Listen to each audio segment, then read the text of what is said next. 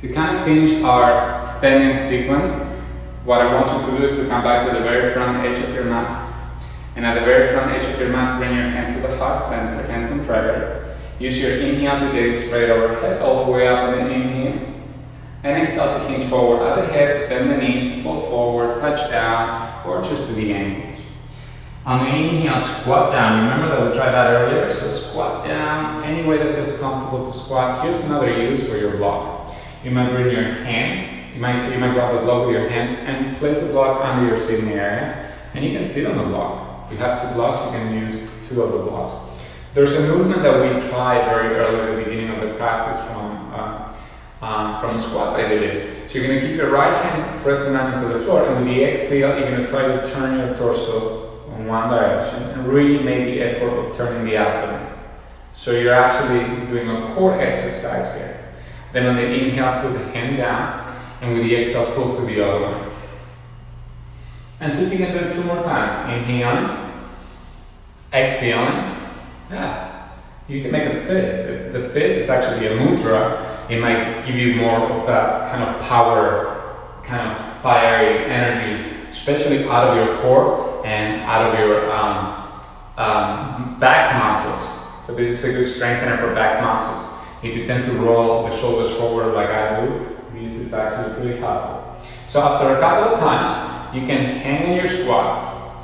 So if you're the type of person who feels a lot of tension in the hips, that we all do, this might be good. This might be your place to be. Now, if your toes are pointing out and the knees are pointing out, I'm going to give you the option of transferring some more of your weight to your feet. You can still be on the block. And perhaps, as you push down through your heels, lift slightly off the block. You know the block is there, it didn't go anywhere, but you're not leaning on it. So you're hovering off the block. Now, another action that might happen here, some of you with your hands, you will actually push the knees apart, right? That will open the hips. But how about if I ask you not to push with your elbows and instead use your butt muscles to press the knees apart as if you were using the elbows? I'm asking you to think differently. So remember, I'm pushing through my feet, I'm not sitting on the block, I'm pressing my knees apart. Ready for another action? Lift your abdomen. Pull your shoulders back, hands to the heart.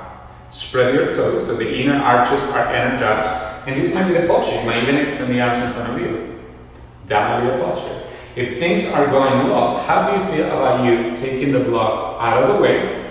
There's no weight on the block. And reaching your left hand behind you. And you can do that in slow motion. If you never tried this before, look back, reach back, and with an inhale, straighten the legs as you reach towards the back of the room. Major side body stretch, be a back thing. Then with the exhalation, swing the right arm forward and see if you can come back to that squat position. As if you still have the block underneath and legs are pushing out and your chest is lifted. You try it on one side, guess what? Your right arm is going to reach back, further back, and if it's doable, on the inhale, straighten and reach back. If you never tried this before, look down, look sideways, and then with the exhalation, see if you can come back to the squat. How about if I give you a few moments for you to try that on your own? Let's say 3 times on each side. When you reach back, it's an inhale, alright? Go for it. Inhaling. And back to squat. Exhaling. To the right or to the left, wherever you are. Inhaling. Exhaling. Don't rush. Make sure the movements are done mindfully and skillfully, because there's no rush, there's nothing to prove, and the slower we move, the more we can feel, the more changes we can make. Most of us probably have 1 more round on each side. This counts as a side stretch, hip opener, back then, last one. Okay, and the next time that you come back to your squat, and you've been in your squat for quite a while, since squat positions tend to be the easiest way for us to enter crow, if you feel like doing an arm balancing, this is Bakasana crow. You can put the hands on the mat, bring the knees higher than the elbows, squeeze into the triceps, Lift your sitting area, look to a point on the floor, and keeping the feet on the floor, shift more weight forward to your hands so you feel less weight on the toes. Once you're balancing only on the tips of the big toes, see if by shifting slightly more weight into the fingertips, very slowly your feet might come off the ground. If they do, push back down through your hands to lift through your abdomen. Extend forward through the heart, give it a breath, and then you can come back to your squat. If that happened, you can do a vinyasa out of this movement. You can inhale to find your crow, and the feet might lift or not. And you can exhale to come back to squat. It's actually a nice break for the wrist. I'm going to do it 2 more times. If you prefer to be in crow the whole time, go for it. If you prefer to do an inversion, do it. I'm just going to do this sequence once again. Why? Because it's opening my hips and my hips are really tight. I'm going to do one last time. A crow, top of a push-up. Could come from a crow. You can shift it back, or you can walk it back, downward facing dog, and stretch it back. Bend one knee, then the other. Move your neck around. Whatever you need to do, please do. And then from here, come to a seated posture. So think about all the things that we did so far. We did hip openers, we did standing, we did downs, we did outer hip openers, inner thigh stretches, we did hamstring stretches. We did only one thigh stretch, so the next posture is going to be in the same category, thigh stretches. I'm going to put the block in between my feet. And before I sit on the block, I'm going to grab the thick muscles of my calves and I'm going to roll them out so I can sit on the block. Now, that might happen easily for you or not. If it doesn't happen that easily, remember the block will be flat, or you can bring the block a medium height, and eventually sometimes we need to have the block at the highest level to support the legs. I'm going to use it at medium height now, just to give me a couple of breaths right here in Virasana here, I suppose. Actually, I'm going to flip it flat because it feels comfortable enough. So notice my knees are not necessarily together, they're close to each other. I'm sitting with a slight pulling in of the abdomen, I'm facing forward, and now I'm going to add a couple of shoulder stretches. So I'm going to reach my left arm in front of me, and then across to the right, the arm is going to be straight, and then I'm going to hook it with the right arm to get my left shoulder, left deltoid to lengthen. The tendency is that the shoulder is going to pop forward, create a little bit of resistance by pulling the shoulder head back. And still with the right hand, the closest to you, pull the arm in. And at the same time, roll the left shoulder back. So you're getting the thigh stretch, the shin stretch. If you're actually not getting the stretch in your legs, you might try moving the block out of the way, right? That's perfectly fine. Breath moves, breath flows. And then go ahead and release and switch sides. So extend the right arm in front of you, reach across the room the other way, and with the left arm, hold it in. And as you find that action, make sure the shoulder is not coming out of the socket. Pull it back so you're still facing the same direction.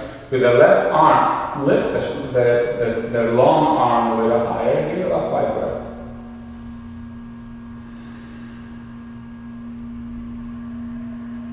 And hopefully it's a time of the practice where you're starting to relax. That you know that you've done enough with the body, with the movements. And it's okay to focus on stretches and hold them longer because your body's ready for that. So what I want you to do now, which is do the outer shoulders, go ahead and take the left arm up to the sky and with your right hand press the left elbow back and see if you can create a tricep stretch. Very, very common when you do the tricep stretch is to arch your spine too much. You can see that happening to me. Draw the abdomen in. If it helps, tuck the chin under. And with your right hand, press the left elbow back. Sometimes I like to do a little bit of a side bend, sometimes I don't. See what works for you. I'm going to take one more deep breath. I'm not going to hold that as long as we did for the first one.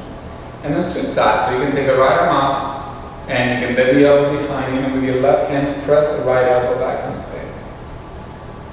Now remember, this whole time you're getting the thighs, you're getting a hip opener, you're getting a quadricep stretch, you're getting a shin stretch. Let me tell you more, you're getting an ankle stretch. When you're done with this movement, release the hands, circle the shoulders, I would like to do one more thing with you before we're done. I'm going to take the block out of the way. Some of you might need to stretch the legs if you're cramping or anything like that, you can stretch. But check my feet now. I'm going to tuck the toes under. I'm going to walk the feet in together, the heels together too. I'm also going to walk my knees together, and then I'm going to lower my sitting area into the heels. We call this toe stretch. So let me give you a different angle here. Toes are tucked under, spine upright, shoulders on your back, gaze forward to the horizon or look to a point, and the knuckles of each of your toes are down. The last shoulder stretch that I want to do with you, with the arms in front of you, wrap your right arm under the left one and either hold opposite shoulders or cross opposite hands too. And 3 times on the inhale, you're going to create a little bit of an arch of the back bend. And on the exhalation, you're going to create a suction of the abdomen as you run forward. So you really exaggerate the running of the upper back and the suction of the belly as you push your elbows forward. I'm going to do it 2 more times. Inhale, back bend.